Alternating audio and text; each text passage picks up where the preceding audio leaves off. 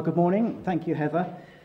Now, I shan't be attempting to set the intellectual tone for the day. I shall leave others to do that.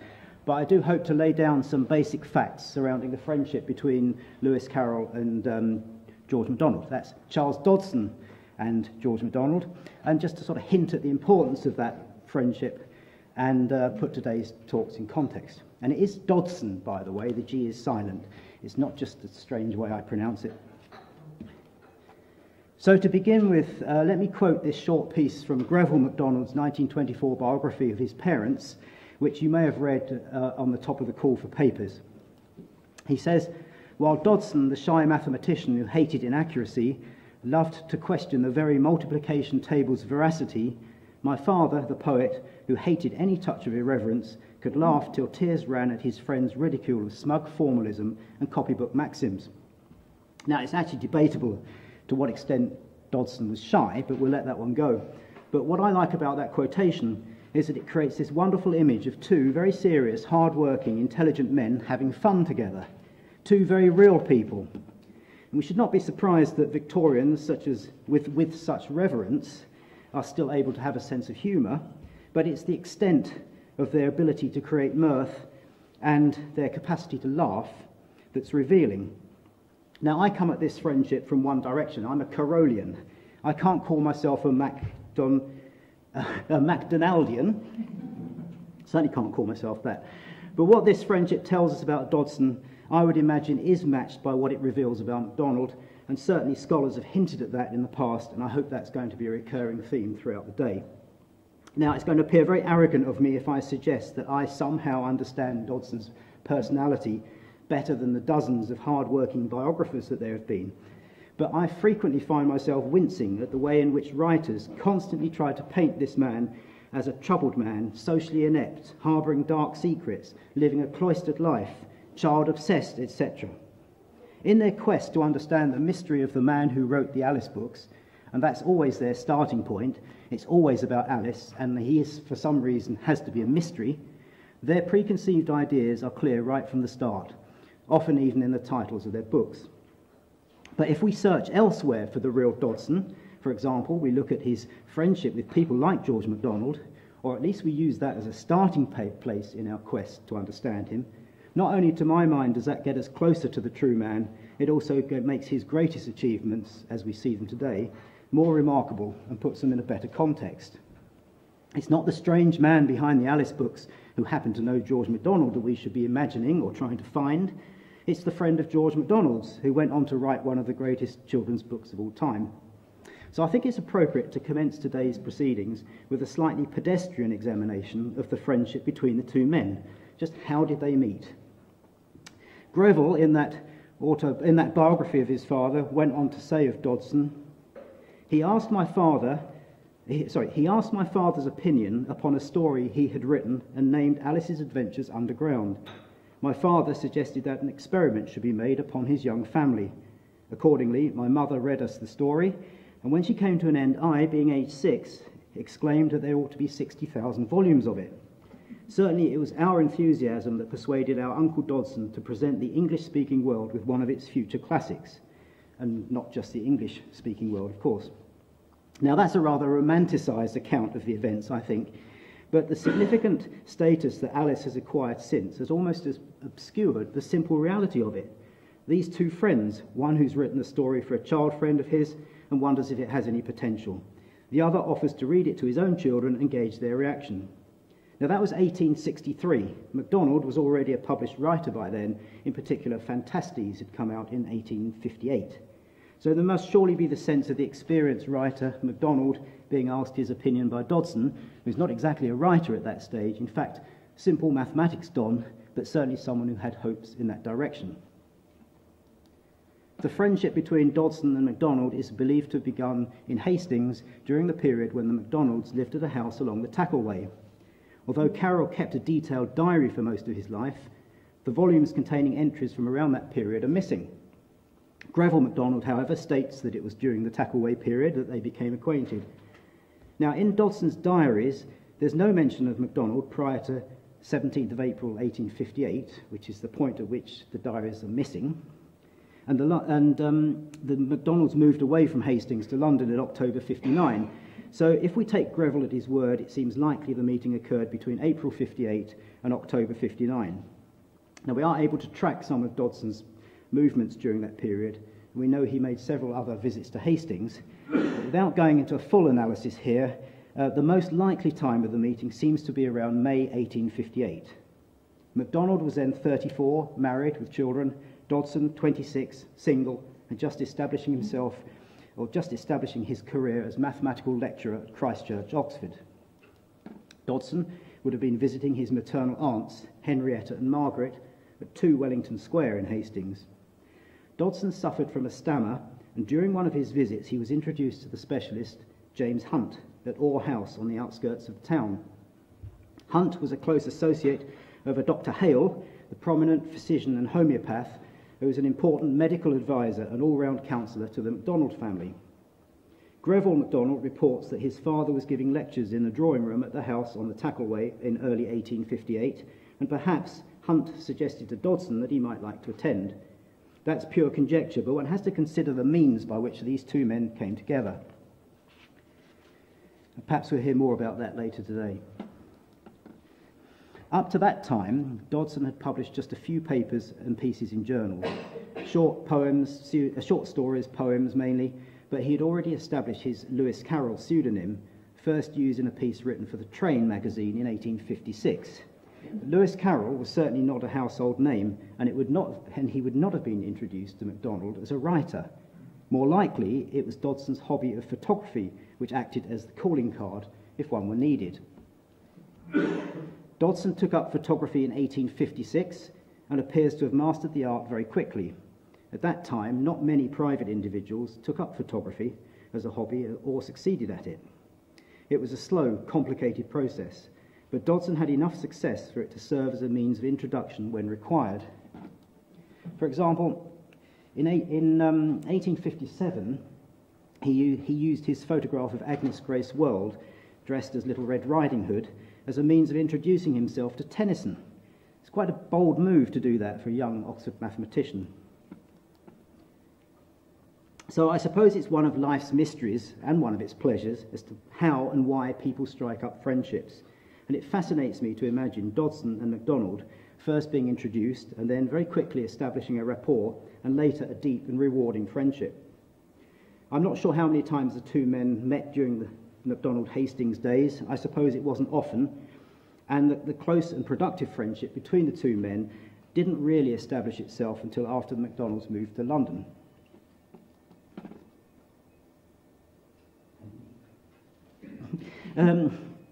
Although we are actually about 70 miles from Hastings, we are at least in the same county, so a few further comments about the town seem allowable.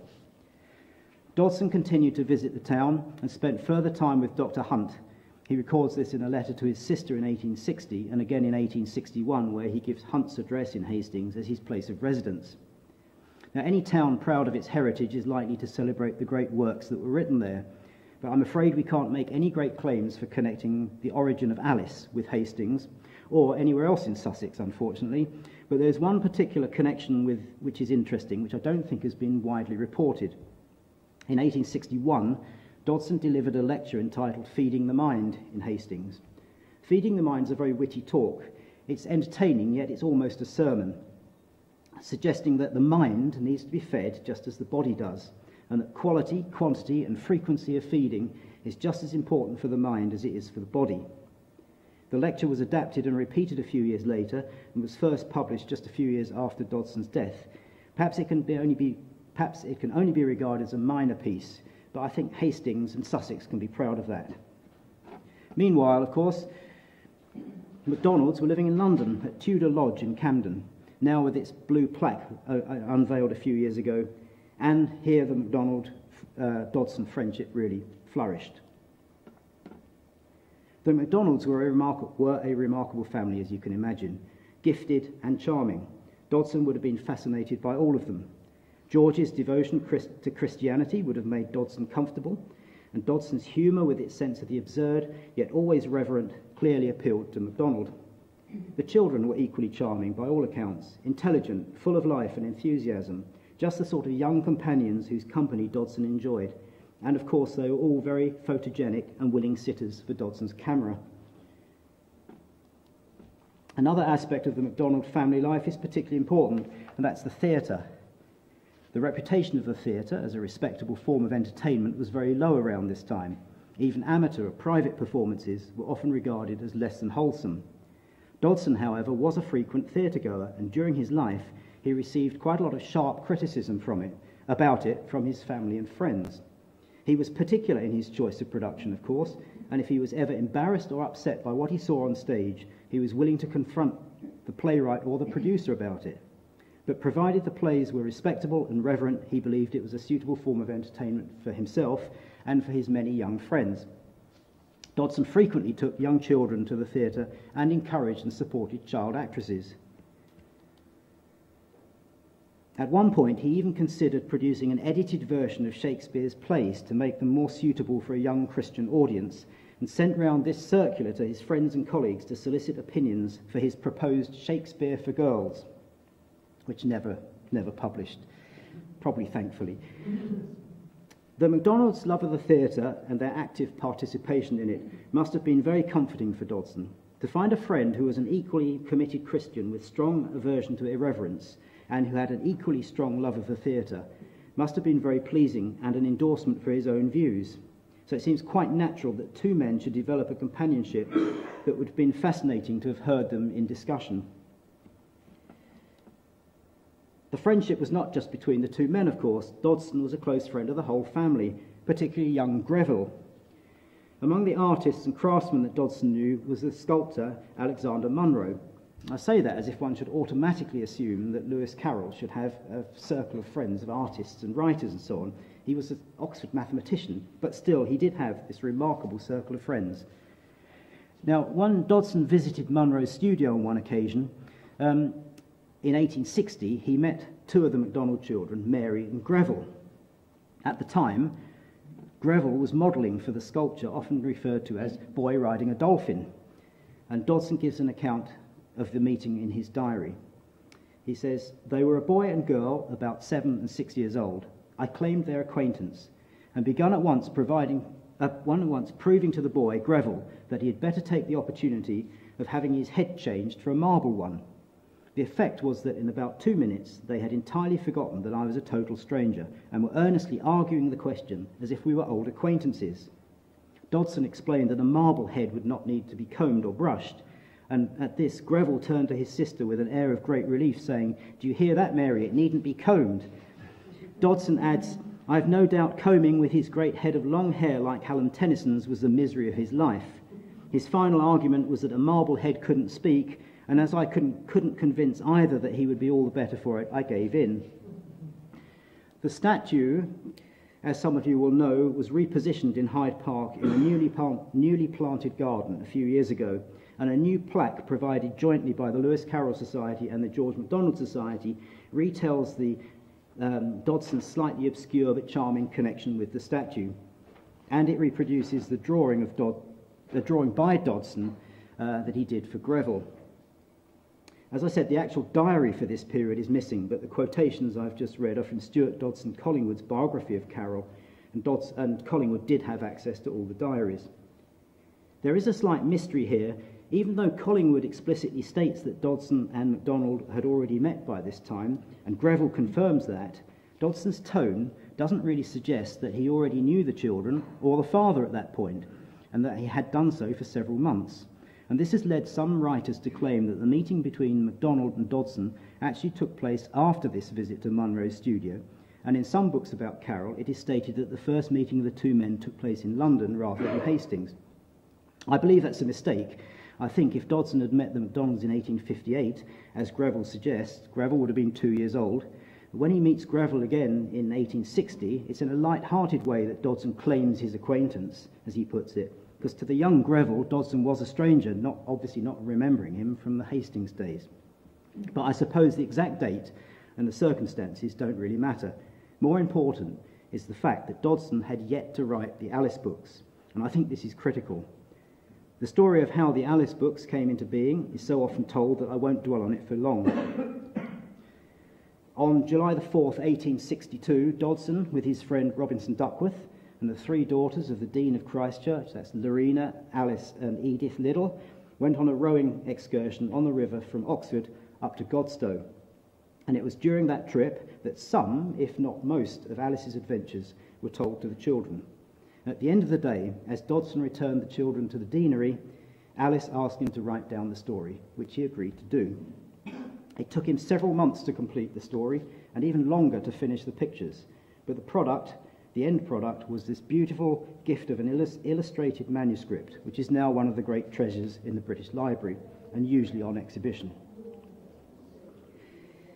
Many people had seen the manuscript either while Dodson was working on it, or else in the deanery, and several had suggested that it was worthy of publishing.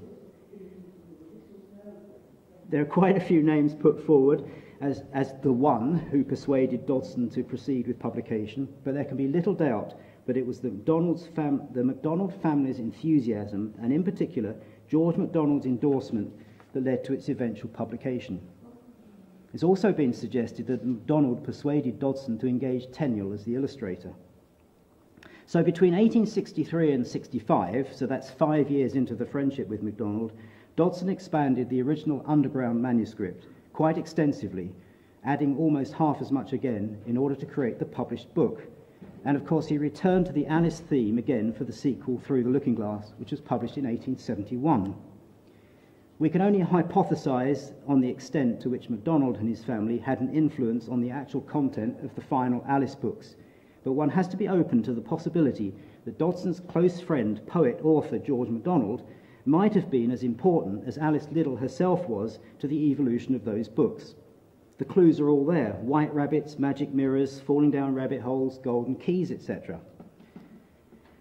If you're not familiar with George MacDonald's work, or Dodson's work, I hope you're familiar with at least one, but I would suggest you try reading Through the Looking Glass and then some weeks later read Fantastes, and I'll guarantee you'll get some sort of strange feeling of déjà vu.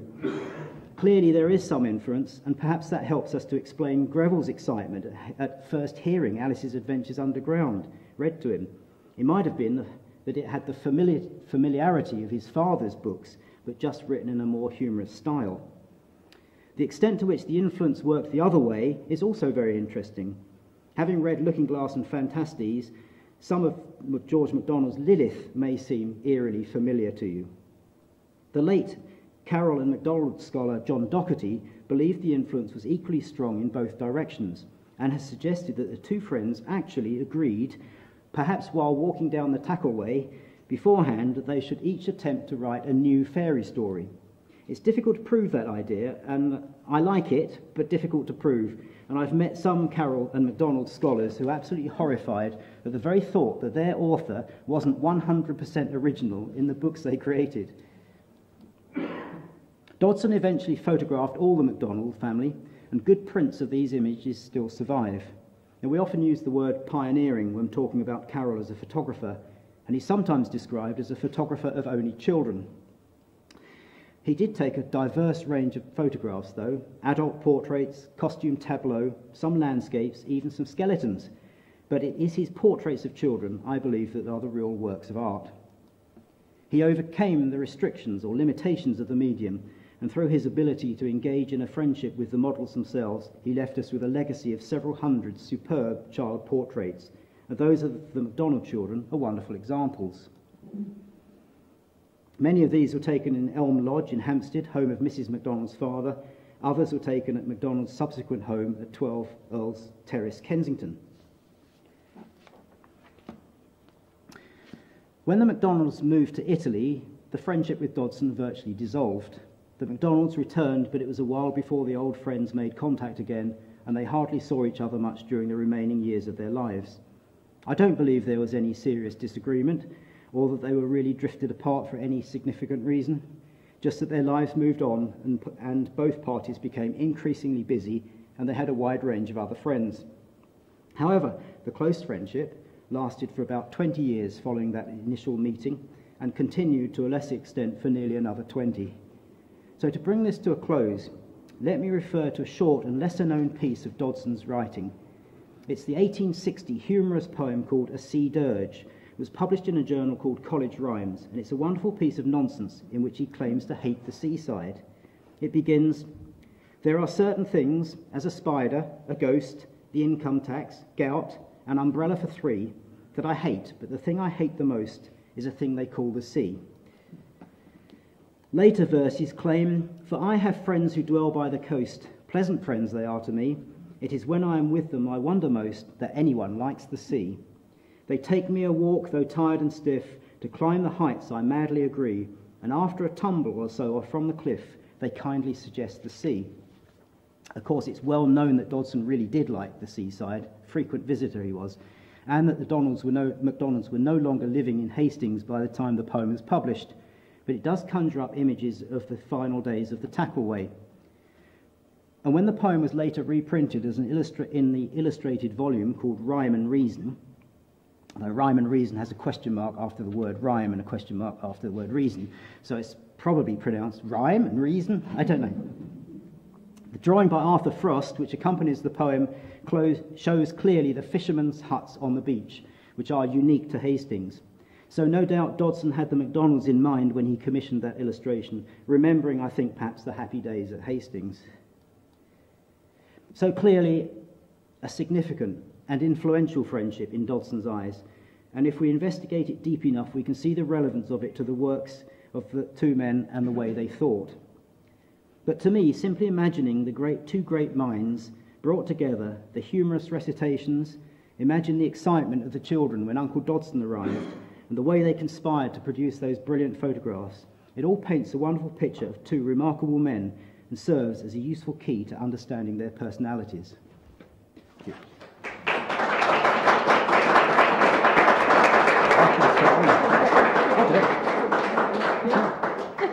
I can do that. Now, usually, the rare occasions I do a talk, I like to put everything I know into the talk. So you're welcome to try and ask me a question, but I'm not going to know the answer. But I think probably better to carry on and save questions, if you have any for me, till later in the day, because I think any questions you're likely to have will be answered through the talks today. Now, I started by saying I wasn't going to try and set the intellectual tone for the day. I'll leave that to other people, particularly our next speaker, Professor Daniel Brown from the University of Southampton. Daniel Brown has written extensively on Victorian poet Gerald Manley Hopkins. He's written about the poetry of women Victorians, and is currently researching and working on a book on Victorian women's contributions to mathematics and science. His talk is going to have a mathematical angle on the works of Carroll and MacDonald. So let's go straight on and welcome Daniel Brown.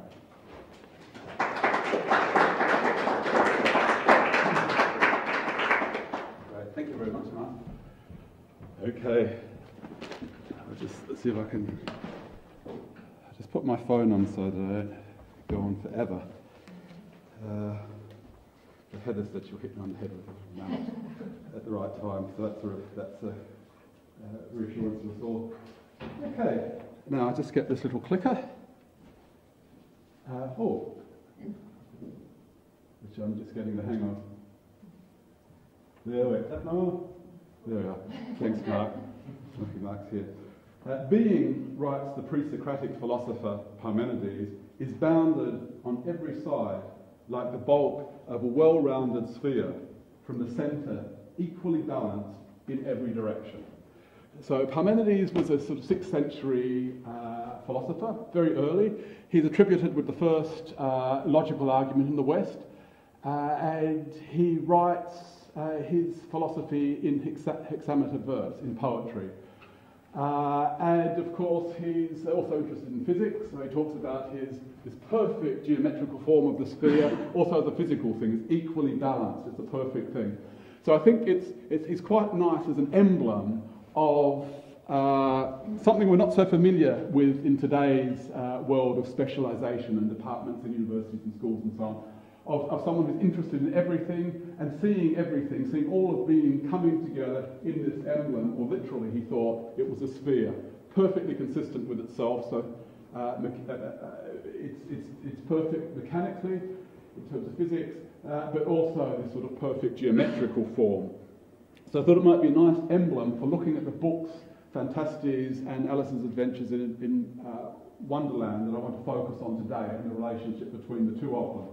With each of them obviously sort of like a lot of fantasy, self-contained worlds that we get immersed in, and we think this is it. And also they're coherent internally. We can sink ourselves in them in this other world. But they're also sort of scientific. They're also mathematical. And both of these authors, MacDonald and Carroll, had groundings in maths. And I think there's an analogy between the sort of perfect form, this geometrical form, and also the form of something like Euclid's elements. This complete system of geometry where everything comes together within the book. And that we can see that as quite an audacious analogy with Fantastes and Alice's Adventures. And I think particularly with Carroll, we have this very audacious analogy between an odd structure that comes together sort of logically and sort of like mathematics. So we've got Euclidean, the objects of Euclidean geometry are ideal, they exist in the mind, these abstractions, and their proofs are developed by logical demonstration through propositions. And that's the sort of analogy I'd like to bear in mind with Alice's Adventures in particular. Now, so I'll keep this little emblem of Parmenides, if I may. I don't need to worry about it too much. But MacDonald and Carroll both had a scientific education. MacDonald was at St Andrews, graduating in 1845, and he studied physics and chemistry, natural philosophy and chemistry. And throughout his education as a Scotsman, he would have known Euclid, but known Euclid in a different way from his English peers. So in Scotland, Euclid was very much taught as part of the philosophy course.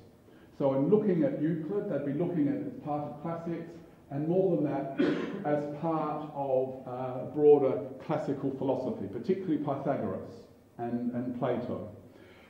So the approach that MacDonald takes is more metaphysical than mathematical. And I'm going to talk about Pythagoras and these other big metaphysical theories that come through the maths. Whereas predictably with Carroll, Euclid comes first and the maths comes first, and then he looks at sort of philosophical implications of Euclid, but they're to do with things like space and things like pure geometrical forms and a systematic understanding of the world that's sort of abstract and full of patterns and puzzles. So that's what I'd like to talk about today. So I might just get a bit more practice with this machine and see what happens. Okay, so these are the two books I want to look at. Okay, so the book's epigraph, Fantastes' epigraph, comes from Phineas Fletcher's poem, The Purple Island. As this makes clear, Fantastes is concerned with forms. Fantastes from their fount, all shapes deriving in new habiliments, can quickly diet. They can change clothes, change form. These shapes derive from both the celestial realm above and the fairy world below, the ideal and the chthonic, the earthly. As the lights and influences of the upper world sink silently through the earth's atmosphere, so doth fairy invade the world of men, we learn in Fantastes. The maiden with the globe that the protagonist Anodus meets in chapter 9 brings the lights and influences of the upper world down to earth. The globe, this is Euclid. The globe focuses these. I'll come to this. The globe focuses these celestial influences, imagery that reaches back to Pythagorean doctrine through the chapter's epigraph from Coleridge's Dejection and Ode, which refers to this light, a glory, and sweet sounds. So the mysterious figure of Pythagoras, who was probably born about 30 years before Parmenides, he's attributed with discovering the proportionate relation between the length of a taut string, like a guitar string or violin string, and the pitch of a musical note. that it yields, the string yields when plucked or bowed. From this observation, the Pythagoreans extrapolated a whole worldview, a whole cosmology, a theory of the universe, the doctrine of the harmony of the spheres, which sees the geometrical relations described by the orbits of the planetary spheres to register acoustically in celestial music. The sun and the moon and the planets, each of the heavenly spheres, is seen to hum with a unique pitch. The maiden's small globe in Phantastes behaves in this way. A slight vibratory motion arose in it, accompanied or perhaps manifested by a sweet sound. A tiny torrent of harmony rolled out of the little globe. This Pythagorean imagery is, however, co-opted for a disturbing allegory of sexual awakening in which Anodys's touch engenders the global vibrations. Described as a child, almost a woman, the custodian of the globe is given an ambiguous age, and her response to Anodys holding out his hand to take her greatest treasure is depicted by him as correspondingly ambivalent. She drew back and said, but smiling, almost invitingly the while, "You must not touch it. Or if you do, it must be very gently." The maiden allows him to touch her globe 3 times before he must stop. On the 3rd day they are together, Anodys's shadow glided round and enwrapped the maiden, while his desire to know about the globe grew irresistible, and he consequently laid hold of it. The globe initially trembled and quivered and throbbed between my hands. The maiden's hands join his hands around the globe as its motion builds further. However, the shared experience leaves her in a dark pall, as what was earlier introduced as her small globe, bright and clear as the purest crystal, now vibrated and heaved, till at last it burst in our hands and a black vapour broke upwards from out of it and enveloped the maiden. So Anodys's destruction of this globe, as Albert de Pionque observes, suggests a sort of sexual desecration of a perfect form. Now the incident with the maiden's globe is grounded in a parallel between the Pythagorean principle of ratio, proportion, and moral temperance. As a staple for chivalrous romances, the sublimation of sexual passion in sort of Neoplatonic tropes in Phantastes is based in Pythagorean principles of proportion. So at the start of the book, of the tiny woman form Anodys discovers in the secretary, perfect in shape as if she's been a small Greek statuette. She retains her proportions as she grows bigger. Form is much, but size is nothing, she tells him. It is a mere matter of relation. But he is nonetheless drawn towards her by an attraction irresistible as incomprehensible. So this episode foreshadows the later stories of the White Lady in the book, in which the cold marble and classical proportions of statuary vie with Anodys's heated and unwieldy adolescent sexuality. While Phantastes engages with the content of mathematics and metaphysical motives, the metaphysical motives that it furnishes in Pythagoras, such as ratio and the sort of resonances that follow from it, Alice's Adventures in Wonderland is spare and formal, focused upon the spatial forms and systematic formalism of Euclid. This contrastive approach accords with the more purely mathematical study of Euclid at Oxford, where Charles Ludwig Dodson, as Dodson, Carroll graduated with first-class honours in the Mathematics Honours School and subsequently worked as an academic mathematician. During the 1860s, Euclid was almost incidental to the Literae Humaniores, the humanities course, classics course at Oxford. Was included in the classics component, but not the philosophical component, which was taking over at the time. Carroll's mathematics and his corollary interest in games determined his philosophical concerns with logic, semantics, and meanings generated, and space. The prefatory poem to Alice's Adventures describes the composition of the book. Its quaint events all hammered out, and indeed many of its chapters present themselves as discrete episodes, like little short stories. But like the books of Euclid, they involve underlying logics of connection, a transposition of the mathematician's capacity to articulate elements into a coherent system of formal relations, Alice's Adventures in Wonderland has a peculiar artistry full of puzzles and patterns. While the contained worlds presented respectively by Fantastes and Alice's Adventures in Wonderland can be compared with the self-subsistent, self-contained form and global compass of Parmenides' sphere, they contrast starkly with its rationalist austerity. These books present other worlds, akin to J.J. Granville's Un Autre Monde, Another World, from 1844, where, as in an audacious alternative to the Pythagorean harmony of the spheres, planetary rotations and orbits are explained by the hypothesis of a cosmic juggler of worlds, a universe that defies the gravity of sense. MacDonald's and Carroll's books are each playful fictions that unfurl according to their respective conceptions of the unconscious logic of dreams.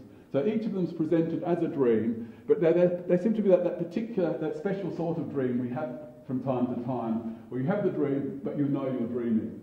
So you view the dream while you're having the dream. And these books are written very self-consciously like that. So they're very much like other books where the author gets involved and says, I know, dear reader, I know I'm writing this book and I have control here, and I'm reflecting about what it's like to write a book and what constitutes a story and so on. So they're both very knowing like that, and very sort of intelligent and interested in their own artistry. Just as when we have a dream, we're sort of interested in what's going on there, and we know that it's sort of unfurling and we've got something to do with and some control over it, and we can wake up if it gets too bad. So rather than thinking of these books like Parmenides' Sphere, which is sort of solid, this solid body, very serious and earnest, we could compare it to Bubbles, which is what James Clerk Maxwell does in his 1856 poem, Recollections of Dreamland. He compares dreams to bubbles. What though dreams be wandering fantasies by some lawless force entwined, empty bubbles floating upwards through the current of the mind? So Maxwell's definition of dreams as wandering fancies by some lawless force entwined chimes in with the German philosopher Immanuel Kant's observation that all the richness of imagination in its lawless freedom produces nothing but nonsense. Winfried Menninghaus notes that Kant's statement defines nonsense as the very law of imagination's own lawlessness, an idea that Maxwell replicates with his account of dreams as bubbles, and later develops in his own ideas of nonsense in the 1870s. So Kant responds to this. This is an idea that Hume comes up with too. That we just associate, we free associate everything. There's no law, there's no causation. It's all quite mad and random. And Kant comes in and doesn't like this because it means we can't have a secure knowledge, and he comes up with his own critical philosophy that tries to anchor that, give a firm ground to knowledge again. So there's a lot at stake there. So Kant's remark about the untethered imagination producing nonsense provides the starting point for Menninghaus as he historicises a new genre of literature that also arose during the later decades of the 18th century, and like nonsense literature would thrive during the following 19th century. And he writes, at least for a short period of time, a playful, even provocative suspension of the sense paradigm, idea of sense, became the centre of genre theory in literature, as well as of a new literary rewriting of this genre. The name of this genre is the fairy tale. And Menninghaus usefully historicises the fairy tale in the context of Kantian and post-Kantian German philosophy and literature that MacDonald was so influenced by, and which suffuses the epigraphs to Fantastes and indeed much of the text too. German scholarship provided a prompt and a model for the study of Celtic fairy lore during the 19th century, a knowledge of fairies closer to home, not only to Fantastes, but also Alice's Adventures in Wonderland. Implicitly casting the waking life as terrestrial, as earthly, Alice's Adventures in Wonderland springs from the analogy of the dream world to a subterranean realm, the story having been originally titled Alice's Adventures Underground. Making literal the dead metaphor of falling asleep, the book's initial sequence down the rabbit hole describes the mind's transitional hypnagogic state, passing into sleep. Rather than classical mythic ideas of the phonic, going underground to hell, for instance, Carroll's conceit accords with Scots and Irish Celtic folklore, which sees fairies to live below ground. MacDonald was a ready source for such lore. His maternal uncle, Mackintosh Mackay, edited the 2-volume Dictionary of the Gaelic Language in 1828, and according to MacDonald also wrote fully 4/5 of the work. The word sea received several entries in the dictionary. And one meaning is a fairy, Lamia, another meaning is a hill or mount. So they become synonymous, and they converge in the word Scythian, which is a hill where fairies live. And humans can be admitted to the Scythian only by a fairy, a function that corresponds to the role of the White Rabbit in Alice's adventures, while Alice can be seen as a version of the stolen child, like MacDonald's Carasoin in the story of that name that he wrote. In chapter 4 of Alice's Adventures in Wonderland, Alice drinks from an unlabelled bottle and experiences a precipitous growth spurt. Suddenly she finds herself filling the room of the White Rabbit's house. With more freedom of thought than of movement... There she is, sorry. With more freedom of thought than of movement, she takes a moment to reflect upon her situation and realises that she's in a fairy tale. It was much pleasanter at home, thought poor Alice, when one wasn't always growing larger and smaller and being ordered about by mice and rabbits. When I used to read fairy tales, I fancied that kind of thing never happened, and now here I am in the middle of one. There ought to be a book written about me, that there ought, and when I grow up, I'll write one. But I'm grown up now, she added in a sorrowful tone. At least there's no room to grow up anymore here. Home is, for the protagonists of Fantastes and Alice's Adventures, the stable point from which they each depart and return, marking all that happens in between as romance. It was much pleasanter at home. Fantastes is clear about its genre, with its subtitle announcing that it's a fairy romance for men and women. Its young adult readership of aspiring men and women has, by definition, some purchase on this rite of passage romance, the coming-of-age achievement of its protagonist, Anidas, who takes his name from the Greek for a way up. The hero of an unusual Bildungsroman, his raison d'etre, reason for being, is growing up, striving for moral and spiritual maturity. While MacDonald ironises this trajectory of finding a way up, Carroll short-circuits it, casually collapsing the achievement of such quest narratives with his reductively literal representation of becoming grown up. Both books play self-consciously with the textuality of growing up. Fantastes elaborately, Alice incisively.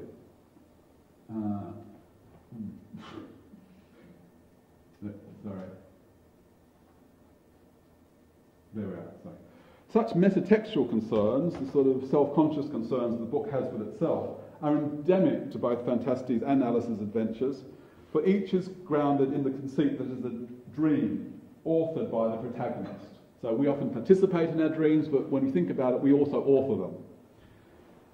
Describing the hypnopompic state, which is that what goes from sleeping, between sleeping and waking, the opening sentence of Fantastes establishes the keynote of the book, the central ambiguity around which it pivots. I awoke one morning with the usual perplexity of mind which accompanies the return of consciousness. You know, that odd sense that you're not quite awake or not asleep. And the whole book is set in that strange place in between the two. And it talks about the strange events of the foregoing night. The encounter with the tiny fairy woman whose physical charms become apparent to him as she assumes the form of a tall, gracious lady. And of course this reads like a dream to us, unless he's mad. So it all gets very blurred and confused.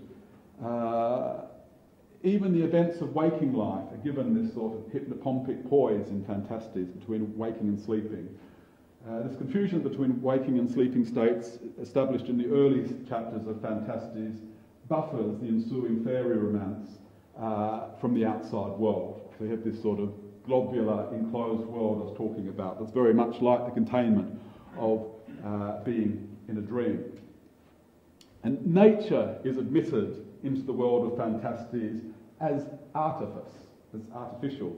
First of all, in the authored environment of Anados's bedroom, with, quote, this carpet which I had myself designed to imitate a field of grass and daisies, the carved foliage of the dressing table, and branches and leaves designed upon the curtains of my bed.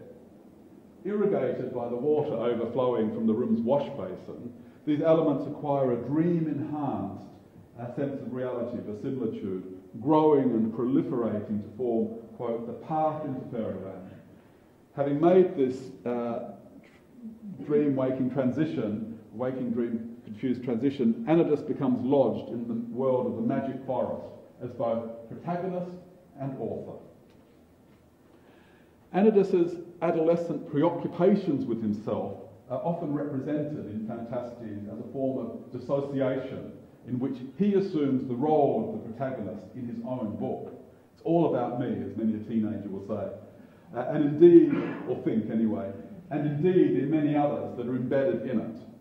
At one point, he finds himself the chief actor in all he reads, both works of fiction and books on metaphysics, travel and history. It's all about him.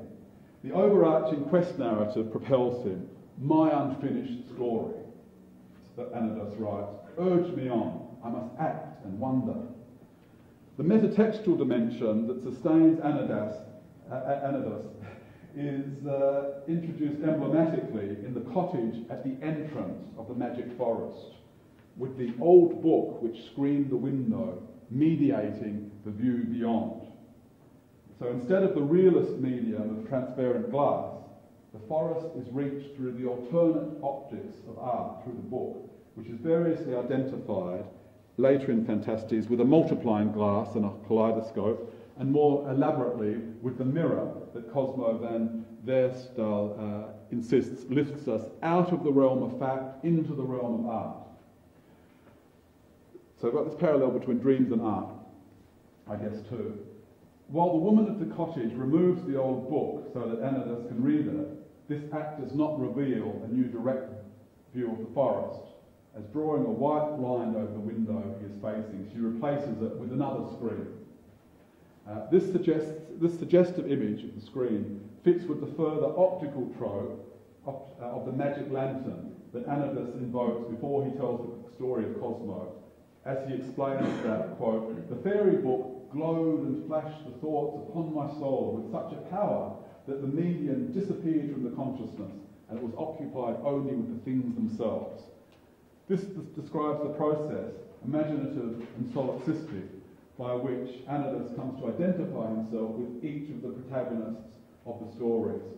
While I read it, I was Cosmo, and his history was mine.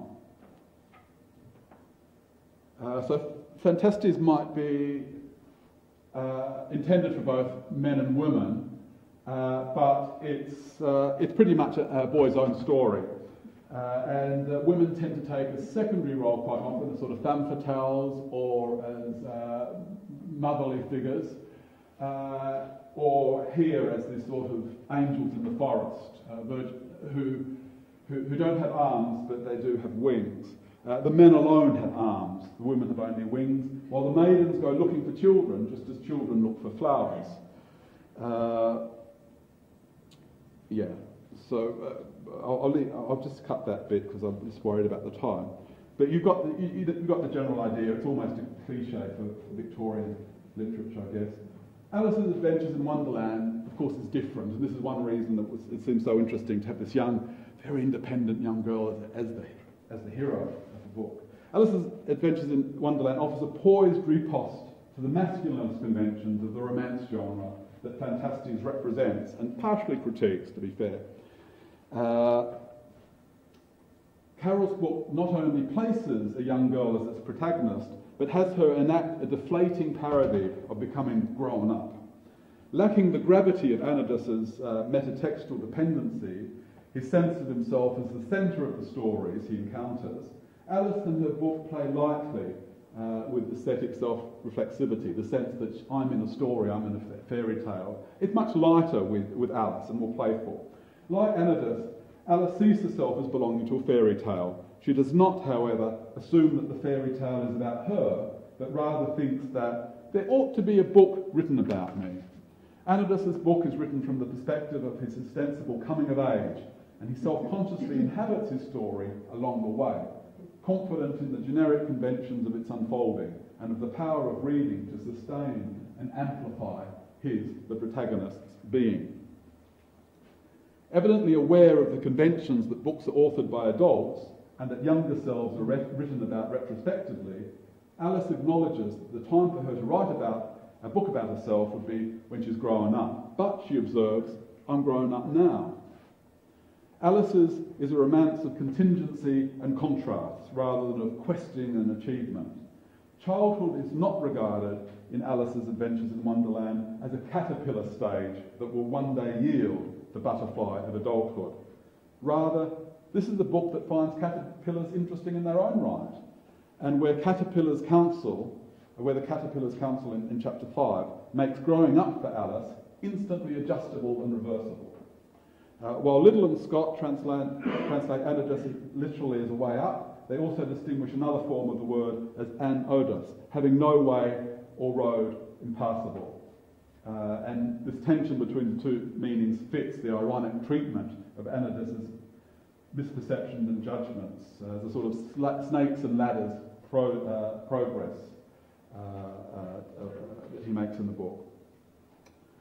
The contrast of styles in which growing up is respectively rendered in Fantastes and Alice's Adventures, with romantic lushness and reductive literalness, tells of the conceptions of space and time in which such changes occur in each book, their peculiar sort of mental milieu of dreaming. The self-conscious metatextual conceits of Fantastes facilitate odd continuities between reading and lived experience. On meeting the knight in red armour, Anodus remembered the legend of Sir Percival in the rusty armour, which I'd left unfinished in the old book in the cottage, and from that point on, the knight's story is resumed in Fairyland as a secondary plot in Anodus's story.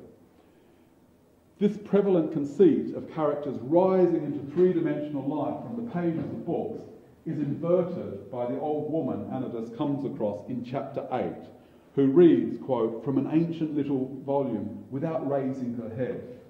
As he enters her house and is drawn irresistibly towards the door within it, in the manner of Bluebeard's castle, quote, the woman spoke, but without lifting her head or looking at me. You had better not open that door. Her words are seamless with her reading, and again, not lifting her eyes from the book, she gestures towards the shadow figure that Anodus has released by opening the forbidden door. Her gaze acknowledges Anodus only as a creature of the page, prescripted and predictable in the manner of such conventional fairy tales as Bluebeard's Castle, perhaps that's what she's reading. His being is flattened out to the dimensions of the open book. This correlates with the feudal fairy tale society in Alice's Adventures, where the prevailing model of subjectivity, of personhood, is two-dimensional and generic. The picture side of the playing card. The pages are semi-autonomous, the cards are semi-autonomous pages, each of them oblong and flat, and ornamented with symbols. Those that are not court cards, that is the pip cards with numbers, that comprise the majority of the deck, also resemble book pages by having numbers on their corners. The form of the cards, oblong and flat, is described in Book 2 of Euclid's Elements. Every right-angled parallelogram or rectangle is said to be contained by any two of the straight lines which contain one of the right angles. Each Euclidean form is identified with such Euclidean form is identified with the camera in Carroll's 1857 poem Hiawatha's Photography. In its case, it lay compactly, folded into nearly nothing, but he opened out the hinges, pushed and pulled the joints and hinges, till it looked all squares and oblongs, like a complicated figure in the second book of Euclid. The photographs that this Euclidean machine engenders have a more obvious affinity with the rectangular form that is explored in the propositions and demonstrations of Book 2 of the Elements. Carroll describes the camera in its case in an exaggerated way, folded into nearly nothing, like the depthless surface of a hypothetical geometrical plane. Its subsequent unfolding articulates its planes in three-dimensional space as it becomes a box, or squares and oblongs. The photograph it produces, however, moves in the opposite direction, translating three-dimensional figures into two-dimensional forms. The effect, so familiar to Carroll as a photographer of portraits, is caricatured by the court cards. They are like grotesque cartes de visite, which, like playing cards themselves and the croquet they play in Alice's Adventures, were very fashionable during the early 1860s. The photograph fails, however, if the sitter exercises their being in three-dimensional space, that is, does not stay still. This is demonstrated with the first of Hiawatha's portraits, that of his father. Grand heroic was the notion, yet the picture failed entirely. Failed because he moved a little, moved because he couldn't help it. Alice's Adventures in Wonderland does not start out flat. The early chapters are ostentatiously three-dimensional, full of vigorous demonstrations of space. Alice tumbles down the rabbit hole, shuts up and opens like a telescope, fills a room and splashes about with the mouse in the pool of her tears. Meanwhile, the white rabbit rushes about and the mismatched menagerie of the caucus race perform their incommensurable ambulations, running around in different animal ways. Spurred by these prompts, the reader's imagination reflexively credits the Wonderland creatures with autonomous three-dimensional being. We imagine them as three-dimensional. In chapter 3, A Long Tail, however, the principle of depth that the rabbit hole establishes and that gives the creatures extension, space, life and space, is flattened out to a curved line and the ground zero of words on the page, a verbal and visual pun. The mouse's declaration that mine is a long and sad tale leaves Alice puzzled. It is a long tale, certainly, but why do you call it sad? The verbal pun having been spelled out, the words of the mouse's tail are arranged on the page to depict the diminishing curves of the animal's tapering tail, a set of articulated joints that correlate with the verbal articulation of his story. Its bends a graph of narrative twists and turns. But not only the form, but also the content of A Long Tale is flattened out. Unlike the protagonists of the other early tales in Alice's Adventures, the mouse and the dog of the tale have little scope to occupy space actively and exercise three-dimensional being. Their story restricts them to the merely nominal action of legal action, action at the level of words and quibbles, and wasted words at that. For this is a hypothetical trial, said the mouse to the cur. Such a trial, dear sir, with no jury or judge, would be wasting our breath. The dog makes his point, which coincides with the geometrical point of the mouse's diminishing tail, leaving no scope for the mouse to continue his tale as the other animals and Alice urge him to do. Breath has its chiming counterpoint in death, the sad ending of the mouse's tale. Said cunning old Fury, I'll try the whole cause and condemn you to death. Fury's eponymous wrath is calm and calculating, focused upon the cold, monopolistic violence of the state. The state has a monopoly of execution here. But he does not, after all, issue a death sentence, just the last sentence in a story. The quibbling tale reaches its end point, a full stop buffered, protected by quotation marks. The long tail flattens itself out to the surface of the page and the levelling prospect of death. A long tale establishes the book's principle of the pun with a literal illustration of it as a surface event, the point at which two lines of meaning meet in a unique semantic synthesis. The pictorial representation of the mouse's tail, which is nonetheless generated by words, converges with his tail, his counterfactual life, his fictitious life and death. So meaning occurs as a surface event in the teasing manner of a Gestalt optical illusion. It goes in and out with two different meanings all at once in that sort of way. Okay, so the little planar world, this little flat world of A Long Tale, this cunning world, surface world of a long tail, anticipates the later court cards. Fury foreshadows, the dog Fury foreshadows the figure of the Queen of Hearts, who soon after meeting Alice turned crimson with fury. Carroll later describes the Queen as a blind and aimless fury and makes her the principal escutcheon for her suit of cards. While the symbol of the red heart in European playing cards is thought to have represented the church, the Sacred Heart, in Carroll's book it becomes an emblem of another passion, engorged with the Queen's anger. The peremptory trial of the mouse, envisaged in a long tail, has its actual counterpart in the Knave of Hearts trial in the final chapters of the book, where the Queen follows Fury in being the plaintiff. Fury has no qualms about concluding his hypothetical trial with a death sentence, while of course the Queen has a habit of reflexively decreeing decapitation. When it comes to capital punishment, they insist upon the same impatient protocol: sentence first, verdict afterwards. Alice's entree to the flatland of the playing cards comes through the Duchess, whose rank connects her with the court cards and warrants the invitation she receives from the Queen to play croquet. The liveried fish footman and frog footman, who respectively deliver and receive the invitation from the Queen, had powdered hair that curled all over their heads, a sort of mild presentiment or anticipation of the legal wigs and formality of the later trial, while the invitation itself, which the first footman presents, a great letter nearly as large as himself, anticipates the life-size figures of the cards themselves. First mentioned in the book is the reason for the white rabbits rushing about. The Duchess is evidently an intimate of the Queen's, that he fears that by keeping her waiting, she'll get me executed. Later, the white rabbit informs Alice that the Duchess herself is, like the mouse in Fury's tale of his trial, under sentence of execution by the Queen.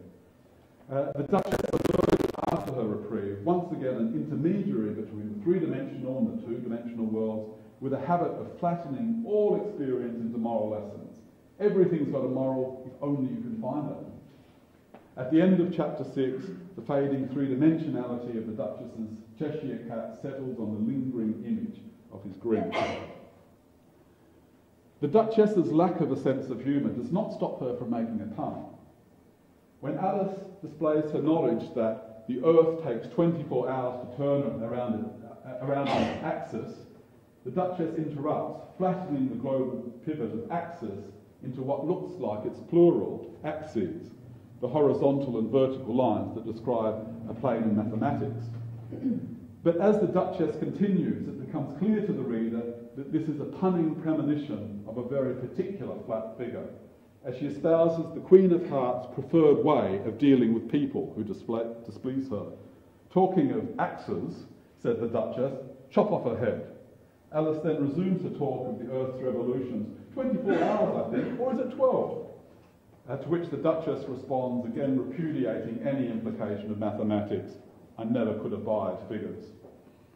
Parallel to this disintegrating discourse on the mechanics of spheres, axes and planes, Chapter 8, the Queen's Croquet Ground, deranges the sort of billiard mechanics of croquet. It was all ridges and furrows, the balls were like hedgehogs, the mallets like flamingos, while some similarly ungovernable soldier cards make the archers. In this particular inversion, the regular geometry and mechanics of the playing field, like a plane, the solid sphere of the balls, and the right-handled stick, the mallet, give way to willfully erratic creatures. Conversely, the playing cards predominate amongst the players, all planes and right angles. So it's another Wonderland reversal.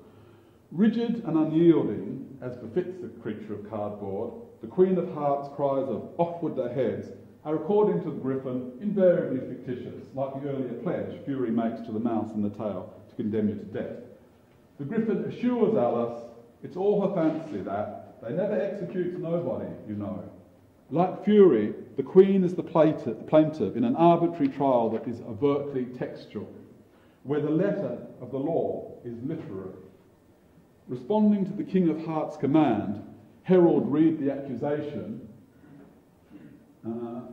the White Rabbit unfurls his scroll and reads from the first stanza of an old poem, which Martin Gardner dates to 82. The content of the verse, the formal charge against the defendant, is largely generated by the formal requirements of the verse.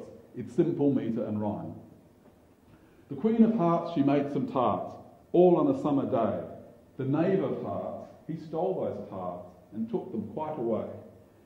Much as Anodys's adventures in Fairyland complete the story of the Red Knight he began reading in the cottage at the edge of the forest, this verse incipit, the beginning of the verse about the stolen tarts, becomes the premise for a story that is enacted in Wonderland. The King of Hearts authors this part of the story by exercising his arbitrary legal power, the convention that Fury deployed in completing the Mouse's story in A Long Tale. He is impatient for the jury's verdict, just as his wife is for the sentence itself, and his uxoriousness will ensure that the knave, the inferior court card, will be dispatched according to the Queen's taste in such matters. Off with his head. These last chapters of Alice's adventures answer the formality of the literary text with legal formality, completing the story of the stolen tarts by burlesquing court procedures. Legal and literary concerns with hermeneutics, with interpretation, converge not only in the reading of the poem that accuses the Knave of Hearts, but also in deciding the fate of the defendant card, recently removed from deck to dog. First appearing in the book, carrying the king's crown on a crimson velvet cushion, the Knave of Hearts is a page who, in the light of the verse evidence, needs to be deciphered anew by the king in his role as judge. All cards are wild cards, insofar as they are ciphers that have different meanings accordingly as they participate in different card games. Hence the capricious nature of the principal court cards, the King and Queen of Hearts, in Alice's adventures. The cards accordingly share the semantic instability of meaning that belongs to poetry, lyric poetry, which not only generates the trial here through the tarts verses, but also brings it to its climax and resolution. At the heart of the trial, the White Rabbit reveals a new piece of evidence, which looks like an unaddressed letter, but turns out to be a set of verses. Here's the third of the poem's six verses. I gave her one, they gave him two, you gave us three or more. They all returned from him to you, though they were mine before. So this is a sort of hearsay, but with words that refer to nothing. One, two of what? You, me, who are these people? So it invokes the ostensible specificity of pronouns and numbers, but leaves them untethered to any concrete context that could delimit their meanings. They're completely open meanings. Figuring the unit of meaning as particular, and indeed as the irreducible physical particle of the atom, Alice's critique of the poem recognises that its dependence upon open ciphers precludes it from making any sense whatsoever. I don't believe there's an atom of meaning in it. The king, however, reads this reductio ad absurdum of lyric evocation, of poetic ambiguity, enthusiastically as the key to the court case. That's the most important piece of evidence we've heard yet, said the king. He seizes on the closing line of the first stanza, said I could not swim, as an admission made earlier by the defendant, and interrogates the knave about his swimming abilities. The knave shook his head sadly. Do I look like it, he said, which he certainly did not, being made entirely of cardboard. Cards can't swim. Select indexicals, words that gesture towards things, are then found to describe what the knave did with the tart.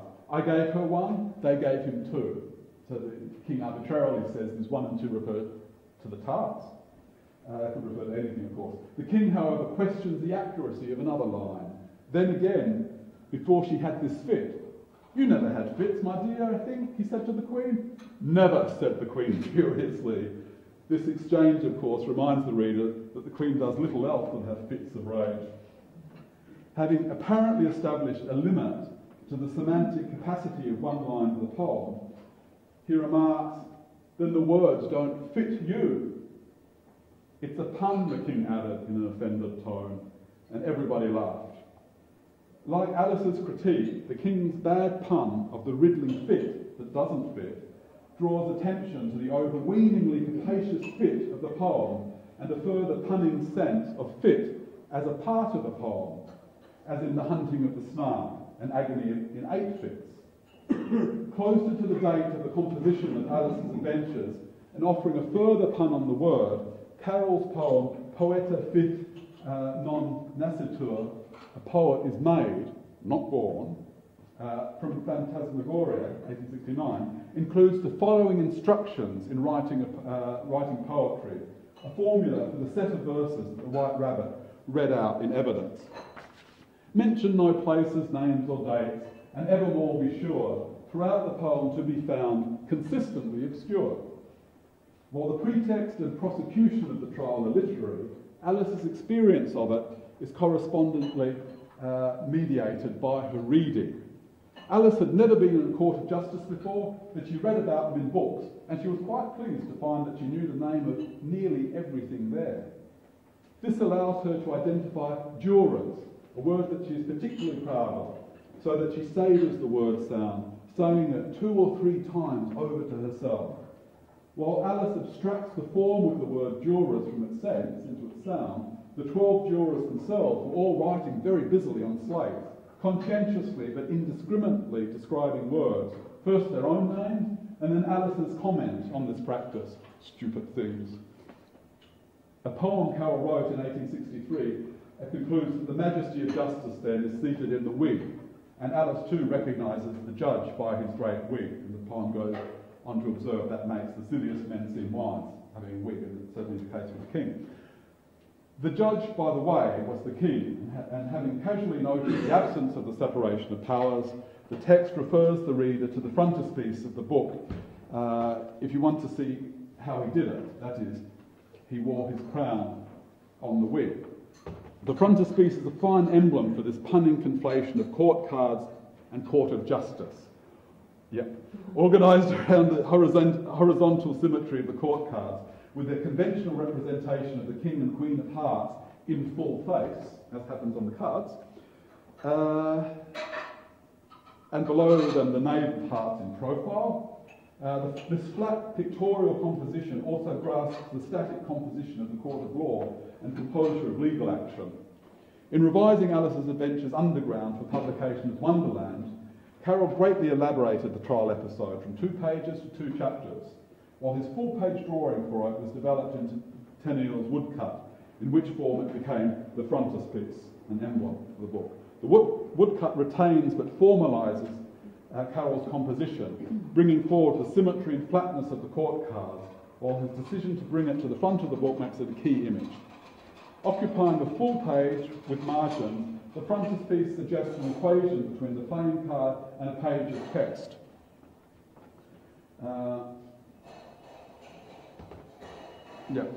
A parallel is more clearly discerned from Carroll's drawings of the gardeners and other cards, which simply append stick-like limbs to the cards.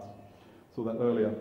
While the Wonderland creatures encountered early in the book are credited with autonomous 3-dimensional being by default, as our sort of Readley reflex, we give them this being, which is 3-dimensional, Alice cues the reader for caution when she first meets the cards.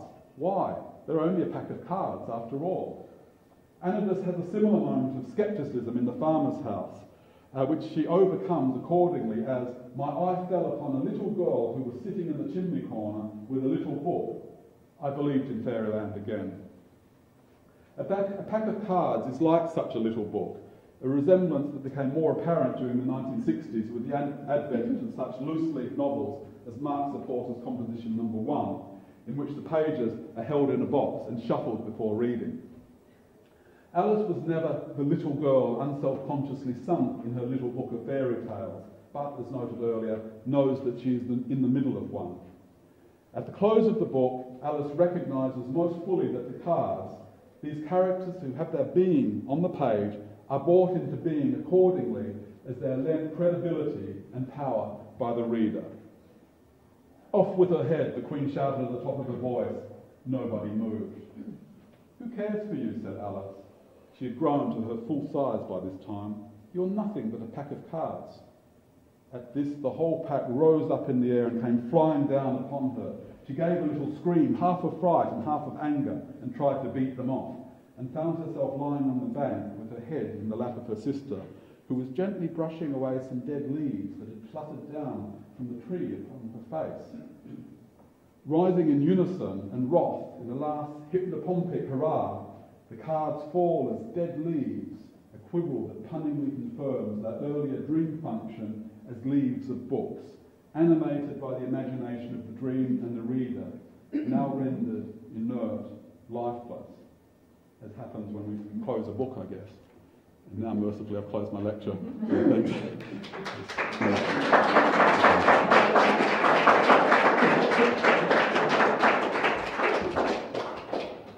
Thank you. Let's take some questions. We've got about 10 minutes before the break. I've been interested for quite some time, and particularly recently again, about no room, which implies to me no space, and also the rotations that continually take place within the book. And it seems to me that maybe they're related. If there's no room, you can still rotate. Oh, yes. And so, in some ways, for me, it begins with the Chichester cat, when Alice asks, which way should I go? And he waves his right paw around. Oh, yes. And then waves the other right paw or left paw the same way, we're told. And the same tree is depicted between the first and the second encounter, even though we're told she walked on. Ah. And then later, Carroll had planned to have the same tree under above the tea party, the Mac tea party. Oh, really? So it seems to me that he's really playing with this idea of there's no space. And so I'm wondering if he could maybe shed a bit of light in the philosophical aspect of if one of these things is removed, either time or space, that the other one collapses as well. Oh, that's interesting. Goodness. I mean, that sounds very, very modern and anticipating. But through Kant, can you get to... Well, let me see. Well, I guess through Kant, Kant does think that we have an inbuilt sense of space that's just there to begin with, and we couldn't possibly make sense of the world unless we had this sense of space within us already, so that when we come across things, they have somewhere to go, and we can order them. Similarly with time, things happen consecutively in our minds, so that we always have things in a story, they always move consecutively. So that's the ideas of time that are in our mind. We don't know what's going on outside of our mind, according to Kant. And his idea of space is very much Euclidean. It's just in three dimensions, it's sort of commonsensical to us, and it fits in with Euclid. But then he does define the point. The point in space turns into a line. So the mind can imagine a line when it gets this point that it has, where a point moves, and it forms a line or a circle or whatever. So that introduces time into this idea of space. So with Kant, they do become very much integrated with one another, as they do in the calculus. So that's an idea of the calculus, that a point moving, forming a curve, introduces time into space. So that's something that would be really fundamental to Carroll's understanding of mathematics, and very much his teaching of mathematics at the time, when calculus is taking over maths from Euclidean geometry, and then of course we've got all these threats of non-Euclidean geometry that according to Gillian Beer and others argue that he's making fun of. So that conjunction there, you can imagine him engaging with that, and Gillian Beer and other people argue that this is the sort of the Alice books are sort of carnival, as is the book on Euclid, which he also authors under the name of Carroll, become a sort of carnival, sort of playtime, sort of slightly satirise and make fun of these new audacious ideas that depart from Euclid. So I can see that as plausible.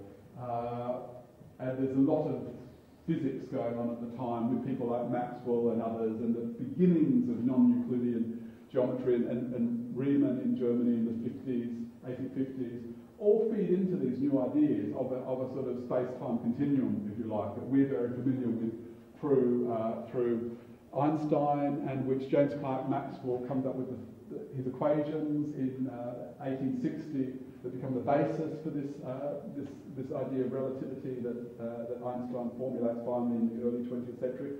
So all these things are sort of in the air. He'd be aware of them, satirising them, and have sort of free form there. I don't think I could nail it down any more than that. But I think that's a very nice observation about Rome, and very something to think about, certainly. I presume the tea party is always happening at the same time. Yes. Because the watches stop. Yes. There's always a collapse of time. No one, they tell her no room, and she denies, she's three-dimensional to me, so she denies that. Yes. See if they're stuck going around the table, Yes. rotating, and yet she can pick up and go. Yes. Sorry, I don't. She's lucky. There was a book I remember reading by Edwin Abbott on Flatland. I don't remember the date. I know it's Victorian. 1880. 1880. So this would be afterwards. But Absolutely. I wonder if there was any influence from Carroll and MacDonald then on That's very interesting. That's a really good, interesting question. Yeah, it's really plausible because Flatland is this idea that you've got creatures living in these two-dimensional spaces, and there's a conceit that turns up a lot in early non-Euclidean geometry that talks about a bookworm going through these completely flat pages. It's very hard to get your head around it, like all non-Euclidean geometry, but it's a funny sort of conceit, and that builds on that sort of idea in a sort of satiric way. It's quite playful, and it's really good. I've read it some years ago. Yeah, it's good fun, isn't it? It's good fun. Yeah. The creatures have to. That's right. About in these different dimensions, geometrical dimensions. That's right. It's in a way, yeah, you're right that you mentioned it. It's sort of difficult to imagine. A book like that coming out without the Alice books coming beforehand, and obviously being massively popular, and limbering people up to be able to read these things, because it's a little bit more technical. It depends on you actually having some knowledge of acquaintance with non-Euclidean geometry, whereas luckily with Alice books, you can go into them without knowing that things are preposterous and amusing, but then you can keep rereading them and discovering all these things and looking at these sort of annotations in Gardner's annotated Alice and things like that, and you get these other dimensions constantly, which is... Somebody wrote in the Carroll piece on Flatland and Alice. Oh, did they? So that's probably great. on that already. Oh, brilliant. That'd be lovely. Hi, thank you so much for your paper, which is wonderful. Can I just check, did I understand right, did you say that Kant said that fairy tales were sort of the understanding of imagination, so when the other German romantics like Schlegel or something are writing about, are they sure on that? No, I think Kant didn't actually talk about fairy tales, but he just talked about the horror of the imagination in a way, because Hume comes along and says, no, we have causal associations and things like that. There's no ground for them.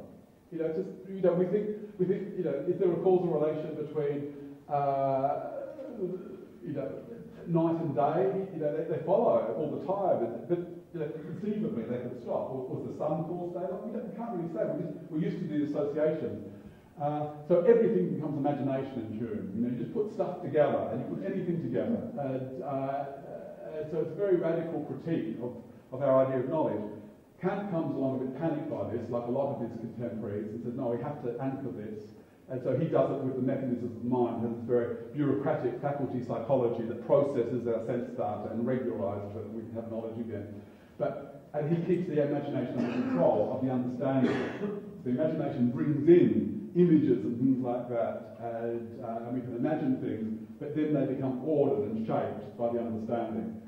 So he talks about if the imagination is given free rein without the regulation of the other faculties, the understanding in particular, it's like insanity.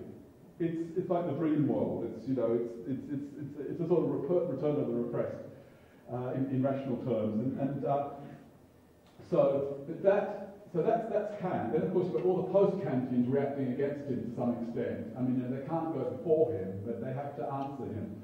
And a lot of them are much more optimistic about irrationalism, and it does coincide at a time, as Menninghaus observes, where you get interest in ethnography and philology in folklore. And that's a really exciting moment, and that is about a sort of irrationalism, and very deep irrationalism that's been going on with human beings for a very long time in terms of making sense of the world. And and people could have argued that Kant's own religious belief was analogous to folklore. We think of Celtic folklore, there's still a whole lot of little hills in Ireland, for instance, I know, where farmers would refuse to plough, because that's where the fairy folk live. So these are real beliefs, but we see them as irrational when they're other people's beliefs, obviously, and even when they're our own sometimes, I guess. So I think, you do get this amazing interest in ethnography and folklore and fairy tales at this time, which we tend to belittle, or other people outside of this room tend to belittle, I guess, sometimes. It's just kid stuff. But it's a very profound thing for the Romantics, the post-Kantian Romantics, and they're coming through to MacDonald, obviously. Is there a question, or should we head to break now? Okay, so you're welcome to accost me and give me a good talking to. So Dan, thank you very much for getting us off to a good start. Oh, we will come and accost you. You got us off to a good start. Well, we will accost you later and chat about things. We're going to head for a break now, I believe. How long is that? It's until 12, so about half an hour. Half an hour? Coffee and then Just